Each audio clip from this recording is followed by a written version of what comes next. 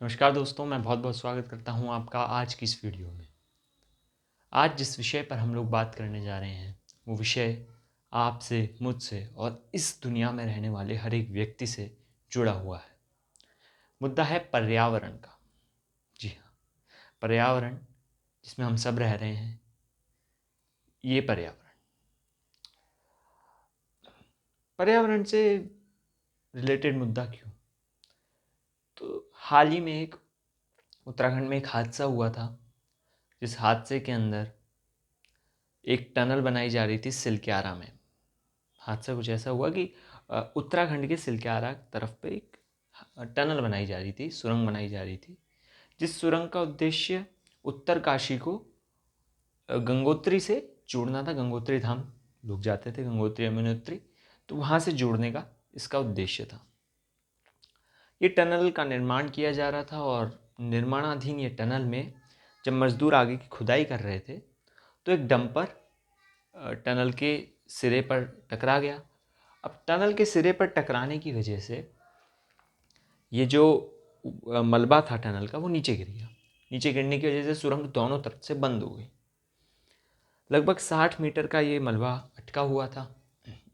12 नवंबर 2023 यानी दीपावली का दिन, उस दिन ये पूरा हादसा हुआ और भारत के 41 मजदूर, जो लोग इसमें काम कर रहे थे, वो 41 श्रमिक इसमें फंस गए।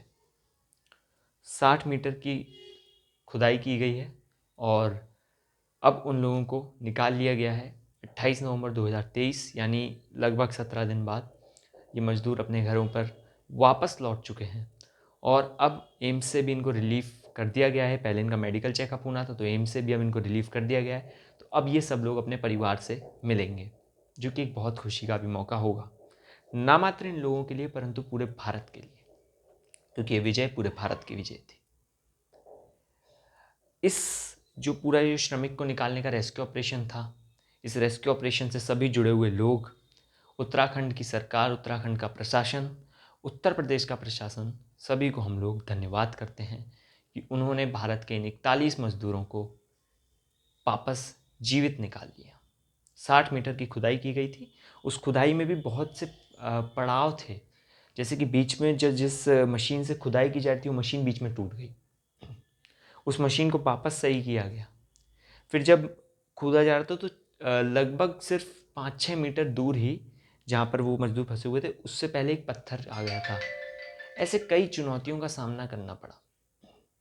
उस चुनौतियों का सामना करने के बाद इन सभी रेस्क्यू ऑपरेशन से जुड़े हुए लोगों ने इन 41 मजदूरों को वापस बुला लिया। पर बात सिर्फ एक सुरंग तक नहीं थी, बात एक घटना तक नहीं थी। ऐसी अनेकों घटना और भी हुई हैं, जैसे कि सबसे पहले हम इन घटनाओं पर बात कर लेंगे, उसके बाद ही इनके कारणों पर बात करेंगे। दूसरी एक और घटना है चामोली की। चामोली भी उत्तराखंड का एक क्षेत्र है। इस क्षेत्र में क्या हुआ था कि इस क्षेत्र में बर्फ़ का एक टुकड़ा, जिसे ग्लेशियर बोलते हैं, वो ग्लेशियर डैम जो थी वहाँ पर, उस डैम पर आकर के वो पत्थर गिर गया था, जिससे वो डैम टूट गई और सारा पानी आगे चला गया, जिससे आसपास के गाँव में बाढ़ आ गई थी। और ये जो चामोली का जो हादसा हुआ था, इस घटना को 18 फरवरी 2021 को ये घटना हुई थी और इस घटना में भी लगभग लगभग मृत्यु हुई थी 83 लोगों की और 121 लोग इसमें लापता हो गए थे। तो ये भी एक घटना थी और ये भी बहुत खतरनाक घटना हुई थी चामोली क्षेत्र में। शायद आप में से कई लोग भूल गए होंगे, लेकिन प्रकृति नहीं भूली। एक और यदि मैं तीसरे केस की बात करूँ तो जोशीमठ का। जोशीमठ में कुछ ऐसा हुआ था कि घरों में दरारें आना शुरू हो गई थी। इमारतें, घर, होटल, सब में दरारें आ रही थी। पीछे का कारण रहस्यमयी है और पीछे का कारण रहस्यमयी था। कुछ विशेषज्ञों ने जब इस पर काम किया तो निकल करके ऐसा कुछ आया कि वहाँ की जो ज़मीन है वो सिकुड़ रही है। भूमि के सिकुड़ने का जो किस्सा था, ये रहस्यमयी है, क्योंकि भारत में ऐसा किसी और क्षेत्र में संभवतः नहीं हुआ होगा। आशा यही है कि नहीं हुआ होगा, परंतु यदि हुआ होगा तो ऐसा कभी केस सामने नहीं आया। ये पहली बार ऐसा कुछ केस सामने आया कि भूमि सिकुड़ने लगी भारत के अंदर, उत्तराखंड की भूमि पर। तो चामोली के अंदर इस तरह की घटना, फिर जोशीमठ में इस तरह की घटना और अभी उत्तराखंड में इस तरह की घटना, और हाल ही में एक और घटना हुई थी। घटना थी हिमाचल की बाढ़ की। हिमाचल में एक बहुत भयंकर अभी बाढ़ आई थी, और इस बाढ़ या फिर कहें तो लैंडस्लाइड कह सकते हैं, लैंडस्लाइड यहाँ पर बहुत हुए थे। लैंडस्लाइड यानी भूस्खलन जो होते हैं, मतलब भूमि का नीचे खिसक जाना, पहाड़ से भूमि पानी के बहाव में रिस करके या फिर जो पत्थर हैं वो नीचे आ जाते हैं, इनको भूस्खलन कहा जाता है, लैंडस्लाइड कहा जाता है। इस तरीके की एक भूस्खलन की घटना और हुई थी, वो भी शिमला हिमाचल में हुई थी। और आज तो ये अमूमन एक नॉर्मल सी बात बन चुकी है कि ऐसे घटनाएं होती रहती हैं। जो लैंडस्लाइड, जो भूस्खलन की घटनाएं हैं, वो आमतौर पर होती रहती हैं और उसमें कई लोग अपनी जान गंवा बैठते हैं। किसी की गाड़ी के ऊपर, किसी की बस के ऊपर, तो स्वयं कोई लोग उन पत्थरों के नीचे अटक जाते हैं, जिसमें वो लोग अपनी जान गंवा बैठते हैं। तो शिमला में भी कुछ इसी तरह का हुआ था, जहाँ पर भूस्खलन हुए थे, भूमि नीचे आ गई थी पानी के बहाव की वजह से, और उस समय बाढ़ की भी स्थिति वहाँ बनी थी। प्राचीन मंदिर, जो पुराने और प्राचीन मंदिर थे, शिवरात्रि की बात है, ध्यान होगा शिवरात्रि की बात थी। कई सारे भक्तजन प्राचीन शिव मंदिर में दर्शन करने गए थे। जब दर्शन कर रहे थे उसी समय पर भूस्खलन हुआ, वो मंदिर ढहकर के नीचे आ गया, और वो जो लोग वहाँ दर्शन करने गए थे वो इस मिट्टी के नीचे, इस पत्थर के नीचे अटक गए। बहुत दर्दनाक हादसा था। इस जो पूरा हिमाचल का हादसा था, इसमें भी लगभग 367 लोगों ने, 367 लोगों ने अपनी जान खो दी थी, और यहाँ पर भी बहुत जान का हमें नुकसान हुआ। उसी प्रकार उत्तराखंड में और अभी पूरे ही क्षेत्र में भूकंपों का दौर भी चला हुआ है, जिसमें कई भूकंप आ रहे हैं। ये भूकंप अभी हाल ही की अगर बात करें तो ये भूकंप 6 की तीव्रता से ऊपर के होने लगे। आजकल दिल्ली की यदि बात करें, दिल्ली, नोएडा और एनसीआर का जो पूरा एरिया है, वो जो पूरा संभाग है, उसको हाई अलर्ट पर रखा जाता है, रेड अलर्ट पर रखा जाता है, क्योंकि वो भूकंप प्रभावित क्षेत्र है। वहाँ भूकंपों का बहुत प्रभाव है और वहाँ भूकंप आते रहते हैं। और यदि हाल की ही बात करें तो इन भूकंपों की तीव्रता 6 से ऊपर रहने लगी है, जो कि खतरे की घंटी है, न मात्र भारत के लिए, न मात्र दिल्ली के लिए, परंतु पूरे विश्व के लिए। कैसे? तो भूकंपों की जो घटनाएं हैं वो पूरे भारत, पूरे विश्व के अंदर हो रही हैं। भारत की यदि बात करें तो भयंकर दौर, नेपाल में 6 से ऊपर की तीव्रता के भूकंप आते हैं, जिसमें लोग अपनी जान गंवा रहे हैं। हाल ही में कुछ भूकंप आए हैं जो 6 से ऊपर की तीव्रता, 6.3, 6.4 की तीव्रता के रहे। उन भूकंपों के अंदर भी लोगों ने अपनी जान गंवाई है। और उत्तराखंड की यदि बात करें तो उत्तराखंड में ये जो भूकंप है, इनसे धरती कटने लगी है, मतलब धरती फटने लगी है। धरती जो है 2 भाग में कट गई है। कहीं कहीं ये केस देखा गया है, कुछ कुछ क्षेत्रों में, वहाँ पर धरती में हल्का सा टूटापन दिखाई दे रहा है। ये भूकंपों का दौर आया हुआ है। तो उत्तराखंड में हाल ही में यदि बात करें तो ये बाढ़, फिर भूकंप, फिर जो लैंडस्लाइड थे, हिमाचल में भी इसी प्रकार के लैंडस्लाइड आ रहे हैं, और जोशीमठ, चामोली, अभी उत्तराखंड का हादसा, ये एक संकेत है। शायद प्रकृति हमसे एक संकेत करना चाहती है कि मनुष्यों का निर्माण प्रकृति के साथ रहने के लिए हुआ है, प्रकृति का विनाश करने के लिए नहीं। अब कारण की यदि बात करते हैं तो कारण की बात करने से पहले मैं बताना चाहता हूँ, मैं किसी सरकार, किसी सत्ता का विरोध नहीं कर रहा हूँ, ना ही पक्ष का, ना ही विपक्ष का, किसी का विरोध मैं नहीं कर रहा हूँ। मैं इतनी सी बात बोलना चाहता हूँ कि आज जो भी हो रहा है उसमें जनता सर्वप्रथम है, क्योंकि जनता को ही जो जो चाहिए होता है पक्ष वही करता है, और विपक्ष वो करने के लिए विपक्ष चाहता है कि पक्ष वही करे। तो जनता सर्वोपरि रहती है। जनता अर्थात आप, हम और सभी। तो जनता से मेरी विशेष अपील रहेगी। तो जो इसका कारण है, यदि पहला कारण मैं बात करूं तो विकास। जी हाँ, पूरे विश्व में विकास का दौर है, पूरे विश्व में विकास हो रहा है।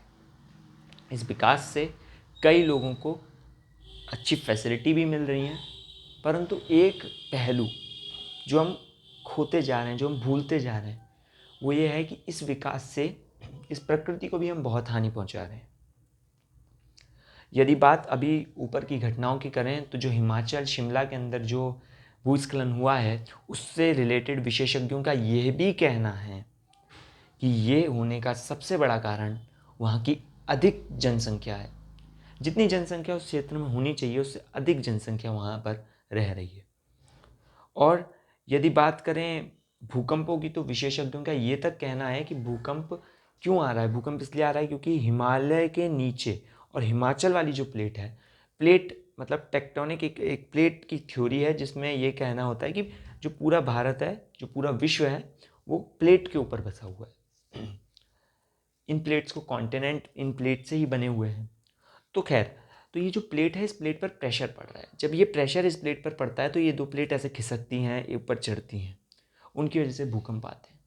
तो ये जो प्लेट है इस पर प्रेशर बना हुआ है, इस प्रेशर की वजह से भूकंपों का दौर चल रहा है। और ये एक संकेत भी हो सकता है, एक संभावना भी व्यक्त की है विशेषज्ञों ने यहाँ पर, कि अब आने वाले 100-150 वर्ष, कितने भी वर्षों में, एक 8 से ऊपर का तीव्रता का भूकंप आ सकता है। अब 8 से ऊपर की तीव्रता का भूकंप बहुत भयामय हो सकता है। उससे कई बिल्डिंग भी गिर सकती हैं, क्योंकि आजकल भारत में बहुमंजिला बिल्डिंगों का चलन है, जिसमें 26, 28 और 40-45 फ्लोर भी बनने लगे हैं। अगर 8 से ऊपर की तीव्रता का भूकंप आता है तो इन बिल्डिंगों को सर्वाधिक खतरा रहेगा, ये विशेषज्ञों का मानना है। खैर, ये एक संभावना है और हम ईश्वर से ही कामना करते हैं कि ऐसा कुछ भारत में ना हो, और भारत नहीं, पूरे विश्व में ही ऐसा कुछ ना हो, शांति बनी रहे। परंतु सोचने वाला विषय है। खैर, हम कारणों की यदि बात कर रहे थे तो सर्वप्रथम जो कारण था वो था विकास। विकास, अत्याधिक विकास। आज जो भारत में विकास का दौर चल रहा है, जिसमें नई नई सड़कों को बनाया जा रहा है, 6 लेन, 4 लेन, 8 लेन की सड़कें बनाई जा रही हैं। हालांकि ये सड़कें किसी किसी काम में अच्छी भी हैं। इन हाईवेज़ की वजह से, इन 6 लेन हाईवे की वजह से ही आज भारत में साउथ में रहने वाला व्यक्ति नॉर्थ में आने की, नॉर्थ में रहने वाला व्यक्ति वेस्ट में जाने की, वेस्ट में रहने वाला ईस्ट में जाने की, अर्थात भारत के चारों कोनों में घूमने की व्यक्ति सोच पा रहा है। तो उन सोच का जो पीछे का जो कारण है वो इन हाईवे का निर्माण ही है, क्योंकि इन हाईवे ने गति दी है। पर कहीं ना कहीं ये जो गति है, ये जो प्रगति है, ये गति हमको कहीं ना कहीं एक दुष्प्रभाव भी दे रही है। वो दुष्प्रभाव यही है जो भी हादसे हो रहे हैं। जो खेत होने थे उन खेत पर आज हाईवे हो रहे हैं, जो खेत बनने थे उन खेत पर आज एयरपोर्ट बन रहे हैं। जिन खेतों से हमें खाना कभी मिला करता था, उन खेतों से आज के समय में टनल बन रही हैं। जिन पहाड़ों ने हमें संसाधन दिए, जिन पहाड़ों ने हमें मिट्टी दी, जिन पहाड़ों ने हमें वृक्ष दिए, उन पहाड़ों को खोद खोद करके सुरंग बनाई जा रही है। ठीक है, कुछ लोगों के लिए ये विकास भी होगा, भारत के लिए भी ये विकास है। यदि वैश्विक दृष्टि से और अर्थव्यवस्था की दृष्टि से देखें तो ये सर्वोत्तम विकास है, और भारत ऐसा विकास कर रहा है, ये अच्छा है। परंतु एक जो पहलू, जो दूसरा पहलू जो मैंने बोला, प्रकृति का पहलू, कि आपने प्रकृति से पूछा कि ऐसा विकास मुझे करना चाहिए, ये मैं किसी सत्ता, सरकार, पक्ष विपक्ष की गलती नहीं बता रहा हूँ, ये मैं मानव, मनुष्य जाति की गलती बता रहा हूँ। मनुष्य ने क्या गलती कर रखी है, तो यही गलती कर रखी है कि विकास में हम अंधे हुए हैं, और विकास की इस अंधाधुंध लड़ाई, अंधी लड़ाई में हम सब दौड़े जा रहे हैं, ये देखे बिना कि प्रकृति हमसे कुछ कहना चाह रही है। यह छोटे छोटे हादसे हमसे कुछ संकेत देने के लिए आए, हमें कुछ कहना चाहते हैं। वो ये कि अब जितनी तुमने दुर्गति कर ली, अब आगे मत करो।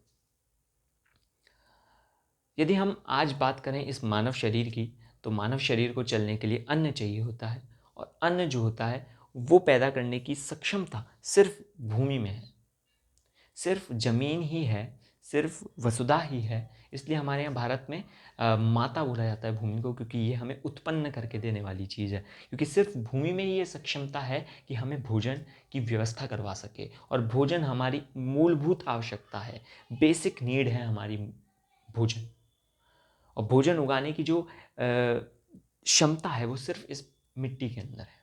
यदि ये मिट्टी समाप्त कर दी जाएगी तो भोजन नहीं होगा, और भोजन नहीं होगा तो फिर हम बड़े बड़े 6 लेन हाईवे का कुछ नहीं कर सकते। पहाड़ को तोड़ा जा सकता है, जोड़ा नहीं। पहाड़ का निर्माण कभी नहीं कर सकते हैं मनुष्य, परंतु पहाड़ को तोड़ने में आज मनुष्य बहुत आगे निकलता जा रहा है। हम ये नहीं चाहते कि विकास बंद हो जाए, हम ये नहीं चाहते कि जो आज हाईवेज बन रहे हैं वो ना बंद हो जाए, पर कहीं ना कहीं एक प्रकृति का भी पहलू है, उसको भी हमें आवश्यक रूप से ध्यान देना चाहिए। नई प्रौद्योगिकी आ रही है, नई टेक्नोलॉजी आ रही है, बहुत अच्छा है, पर प्रकृति के पहलू को हम बिल्कुल ना भूलें, ये भी हमारी आवश्यकता है। तो विकास जो हो रहा है, जिसमें हम खेत ख़त्म करते जा रहे हैं, हाईवेज़ बनाते जा रहे हैं, वो हमारे लिए ही नहीं, पूरे मनुष्य के लिए और पूरे इंसानों के लिए खतरनाक है, जिसका दुष्प्रभाव हमें भविष्य में अवश्य ही देखने मिलेगा। तो फिर इसका सॉल्यूशन क्या है? इसका सॉल्यूशन क्या है, या हम इसमें क्या कर सकते हैं बदलाव? वो ये है कि हम ऐसा विकास करें जिसे सस्टेनेबल डेवलपमेंट भी कहा जाता है। सस्टेनेबल डेवलपमेंट अर्थात ऐसा विकास जिसकी भविष्य में भी, जिससे कि जो भी आज हमारे पास संसाधन है वो भविष्य के आने वाली जो युग है उसकी पीढ़ियों के पास भी वही सब संसाधन रहे। मतलब यदि आज हम पेड़ को देख सकते हैं तो आने वाला भविष्य भी, आने वाली पीढ़ी भी उस पेड़ को देख सके। ऐसा डेवलपमेंट, सस्टेनेबल डेवलपमेंट, भविष्य को नज़र रखते हुए, भविष्य को नज़रअंदाज नहीं करना है, भविष्य को अपनी नज़र में रखते हुए जो विकास किया जाता है वो सस्टेनेबल विकास, उस विकास की आवश्यकता है भारत को, और भारत को ही नहीं, पूरे विश्व को। तो ये तो था विकास। दूसरा कारण है जनसंख्या की वृद्धि। जी हाँ, भारत आज जनसंख्या में नंबर 1 पे आ चुका है। भारत की जनसंख्या विश्व की सबसे अधिक जनसंख्या है, यदि ऑफ रिकॉर्ड बात करें तो। और ऑन रिकॉर्ड बात करें तो भारत, यदि ऑन रिकॉर्ड भारत के ही डेटा को देखा जाए तो भारत दूसरी संख्या पे है अभी, दूसरे स्थान पर है जनसंख्या के मामले में। और यदि वैश्विक रिकॉर्ड की बात करें, वैश्विक डेटा की बात करें, तो भारत प्रथम स्थान पर है, मतलब भारत में सबसे अधिक संख्या है।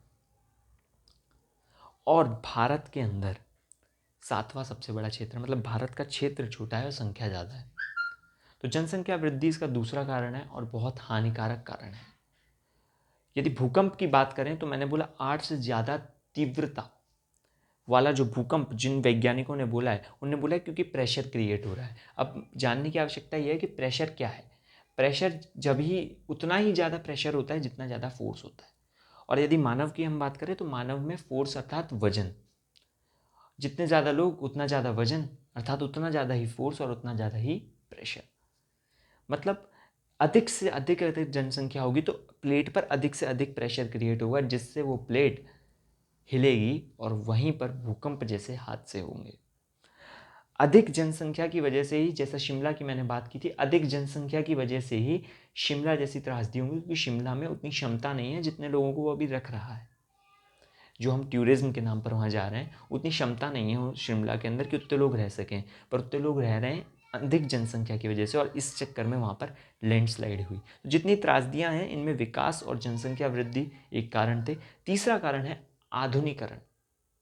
आधुनिकरण, अधिकतर अत्याधिक आधुनिकरण हम कह सकते हैं, मतलब मॉडर्नाइजेशन, बहुत ज़्यादा मॉडर्नाइजेशन जो हो रहा है। अर्थात मॉडर्नाइजेशन मतलब कि हम जब आवश्यकता है एक कमरे की तो हम बनाते हैं 4 कमरे। ये बहुत हानिकारक है। जब आवश्यकता होती है एक कमरे की तो हम बनाते हैं 4 कमरे। आज भी भारत के अंदर ऐसे कई घर हैं जो खाली पड़े हैं।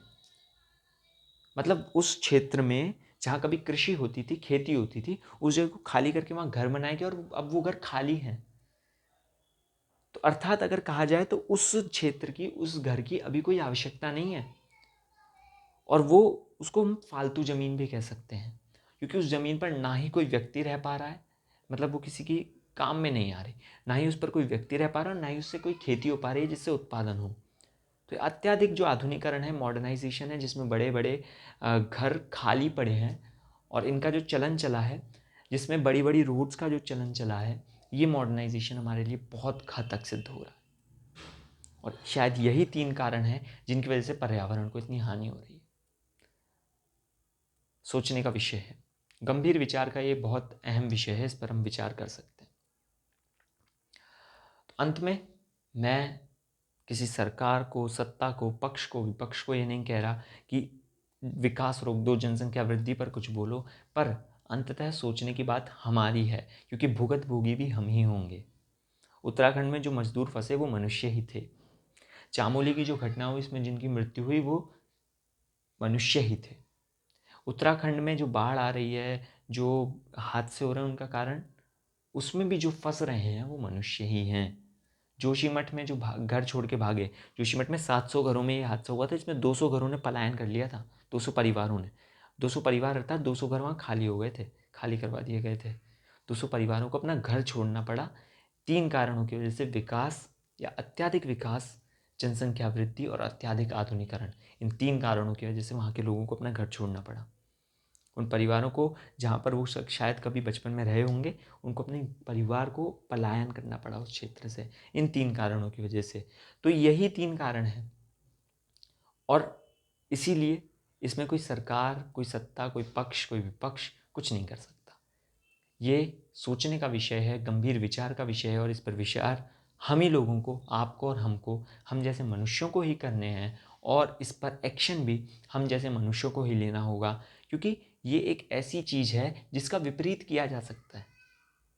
अर्थात अर्थात अगर हाईवे बन गए हैं तो अभी हम कर सकते हैं उनकी जगह पर या उनके जैसी किसी और जगह पर जो बंजर है वहाँ पर खेतों का निर्माण कर सकते हैं। दोबारा पेड़ों को उगा करके पहाड़ पर जो पेड़ जो कट चुके हैं, जो टूट चुके हैं, उन पहाड़ों पर दोबारा पेड़ लगा सकते हैं और प्रकृति को दोबारा से सजा सकते हैं, हरा भरा कर सकते हैं। ये सिर्फ मनुष्यों के हाथ में है।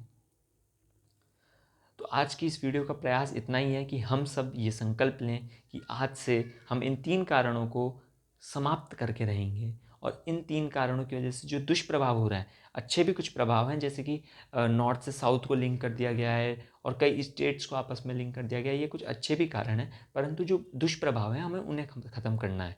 अत्याधिक या अति, अति सर्वत्र वर्जयते, मतलब अति हमेशा हानिकारक होती है, तो इनकी अति नहीं करेंगे। जनसंख्या वृद्धि अति नहीं होनी चाहिए। अत्याधिक आधुनिकरण, आधुनिकरण सही है परंतु अत्याधिक नहीं होना चाहिए। विकास होना चाहिए, आवश्यक है, नॉर्थ को साउथ से जोड़ रहा है, बहुत अच्छी बात है, पर अत्याधिक नहीं होना चाहिए। किसी भी चीज़ की अति नहीं होनी चाहिए। तो हम आज ये सब संकल्प लें कि हम किसी भी चीज़ की अति नहीं करेंगे, विकास एक मायने में हम करेंगे और प्रकृति का हमेशा ध्यान रखेंगे। कुछ भी आप काम करने जा रहे हैं तो सबसे पहले प्रकृति से अनुमति लीजिए कि क्या मैं करूं। मुझे यहाँ से मिट्टी चाहिए, अपने घर पे पौधा लगाना है, तो क्या मैं मिट्टी उठाऊं? प्रकृति से पूछना चाहिए हमें। क्या मेरे मिट्टी उठाने से यहाँ प्रकृति को कुछ दुष्प्रभाव तो नहीं पड़ेगा? यहाँ कुछ जीव जंतु जिनका घर है वो घर तो नहीं समाप्त हो जाएगा? ये मुझे अवश्य पूछना चाहिए। इस जैसे कर्म अगर हम करेंगे और इस जो हमने दुष्प्रभाव किया है इसको अगर रिपीट कर देंगे, मतलब उल्टा कर देंगे, तो शायद हम इसके दुष्प्रभावों से बच सकते हैं और दोबारा पर्यावरण का ध्यान रख के दोबारा एक बार हम जो पुरानी जो हमारे मतलब नदियां हैं और जो पुराने पहाड़ हैं उनको रीजनरेट कर सकते हैं, उनको दोबारा से सही कर सकते हैं। तो आप सभी से हमारी यही गुजारिश है कि जो भी कार्य करें प्रकृति की अनुमति के बाद ही करें और प्रकृति पे उस पर दुष्प्रभाव अवश्य देखकर करें। धन्यवाद। आज की वीडियो के लिए बस इतना ही। मिलते हैं आपसे अगली वीडियो। तब तक के लिए जय हिंद।